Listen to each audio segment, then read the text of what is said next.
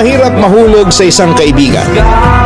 May risk na mawala ang iniingatan ninyong pagkakaibigan sa sandali na aminin mo sa kanya ang iyong nararamdaman. Pero maaari rin na maging pabor sa iyo ito ang resulta ng iyong gagawin na pag-amin. Ngunit hindi mo malalaman ang resulta kung hindi ka mag-take ng risk.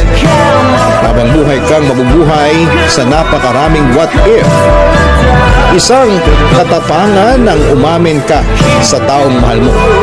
Ngunit isa ring katapangan ng pagtanda sa iyong pagkatalo.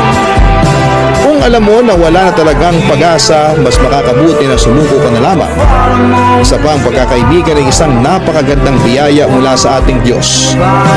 Bihira na ngayon ang makatagpo ng isang tunay na kaibigan. At kapag natanggap mo na, ang lahat ay unti-unting ipapakita sa iyo ng tadhana kung bakit hindi kayo nagkatuluyan ng taong mahal mo. Makikita mo ang dahilan pagdating ng tamang panahon.